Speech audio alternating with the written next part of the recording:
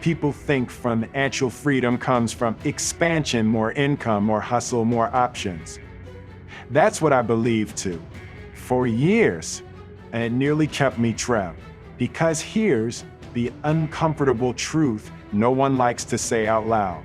Sometimes the reason you're not free isn't because you have too little, it's because you have too much room to stay comfortable. I remember doing everything right. Working hard, earning more, giving myself flexibility. And yet, every month felt the same: money coming, money going out, and freedom always scheduled for later. Not because I was careless, not because I was lazy, but because nothing forced me to change. See, when life has no constraints, it doesn't demand better decisions. It rewards familiar ones. We're taught that freedom means removing limits.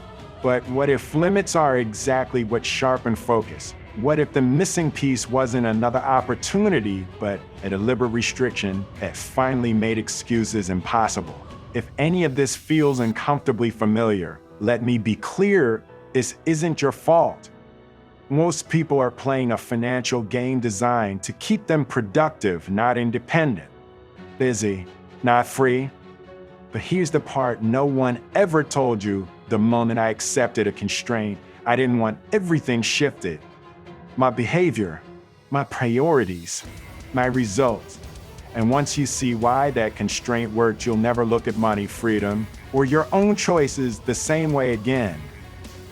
The constraint didn't arrive dramatically. No rock bottom, no viral like with everything moment. Just a quiet realization that hit me harder than any crisis ever could. I noticed that every time I had extra margin, extra money, extra time, extra comfort, tried to delay the decisions that actually mattered. I'd say, I'll invest later. I'll build that skill when things slow down. I'll take this seriously once I earn a bit more. Later became a very comfortable prison. So I did something that sounded irrational at the time. I removed my safety net on purpose. Not recklessly, intentionally. I locked my lifestyle below what I could afford. I capped my spending. I forced my money into places it couldn't escape easily. Suddenly, every dollar had a job. Every decision had weight. There was no room for maybe next. And that's when something strange happened. My thinking changed. When comfort disappeared, clarity showed up. I stopped chasing shiny ideas and started committing to boring, repeatable actions. I didn't need more motivation. The constraint made procrastination expensive. Here's what most people never realize: discipline is unreliable. Environment isn't. If your financial environment allows weak decisions, you'll keep making them even if you're smart, driven, and well-intentioned. That's not a character flaw. That's psychology. The constraint didn't make me stressed. It made me precise. And precision is what slowly started turning effort into actual progress. Here's where it gets interesting and a little uncomfortable. Most people believe wealth is about intelligence or opportunity. But after watching myself and later others, I realized something deeper was at play: decision pressure. When nothing is at stake, the brain defaults to comfort. It avoids friction. It chooses short-term relief over long-term gain.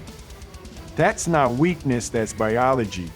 Your brain is designed to conserve energy, not build empires. Constraint changes that equation. When resources become limited by design, your brain switches modes. You stop asking, what feels easiest right now? And start asking, what actually moves the needle? That shift alone is priceless. I noticed I became allergic to wasted money. Subscriptions I never questioned before suddenly felt insulting. Impulse purchases lost their appeal, not because I became more disciplined, but because the cost was now visible. Constraint creates feedback. Fast, honest feedback. And here's the twist most people miss. This isn't about being cheap. It's about being intentional. Some of the wealthiest people I know live with self-imposed limits. Not because they have to, but because constraints protect momentum. They keep priorities sharp. They prevent lifestyle inflation from silently killing progress. Meanwhile, people with unlimited flexibility slowly drift. No urgency, no focus, no leverage. Freedom doesn't come from having endless options. It comes from choosing the right ones and eliminating the rest.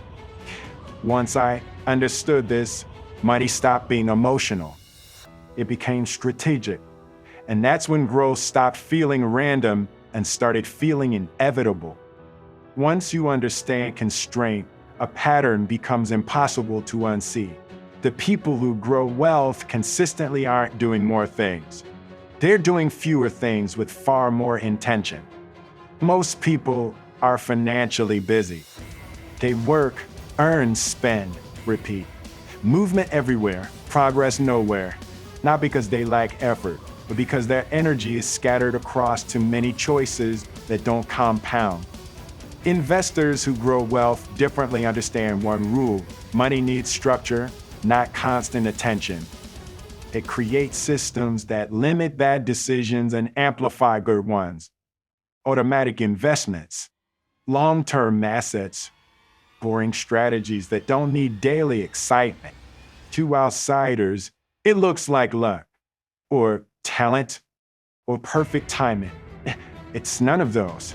It's constraint doing the heavy lifting. By removing the option to constantly interfere, they let time and consistency work in their favor. They don't ask every week, should I do something? They ask once, is this system strong enough? And here's the uncomfortable contrast. People without constraints rely on willpower. People with constraints rely on design. Willpower gets tired. Design doesn't. This is why the people with the same income can end up in completely different realities 10 years later. One keeps optimizing comfort. The other quietly optimizes freedom. When I stopped trying to outwork everyone and started out designing my own behavior, everything accelerated. Less stress, fewer decisions, better outcomes. And the best part, this approach doesn't require being rich, lucky, or special. It requires seeing money not as something to manage emotionally, but as something to engineer. Here's what matters most: this isn't about copying my life, my income, or my exact decisions. It's about understanding the principle. Financial freedom doesn't begin with earning more. It begins the moment you decide to stop giving your future self leftovers. One small, intentional constraint can do that, capping your lifestyle before it expands. Automating investments so temptation never gets a vote. Removing easy exits that keep you comfortable but stuck. It won't feel exciting at first. In fact, it might feel restrictive. That's how you know it's because constraints don't limit freedom, they create it. They force clarity. They turn vague goals into daily behavior. And over time, they shift your identity from someone who hopes to be free to someone who is quietly becoming free. If you're listening to this and thinking, I wish I had started earlier, good. That means you're aware. And awareness is the real starting point. The people who win with money aren't waiting for perfect conditions. They build structures that make progress inevitable even on ordinary days. If you want to understand how smart investors design systems that grow wealth with less stress and fewer decisions, check out the next video. Why do some investors just grow wealth so well? It will open your eyes to what's really happening behind the scenes. We are Wisdom Recorder, your knowledge source. If this helps shift how you see money, subscribe and share this with someone who needs to hear it. Your future self will thank you.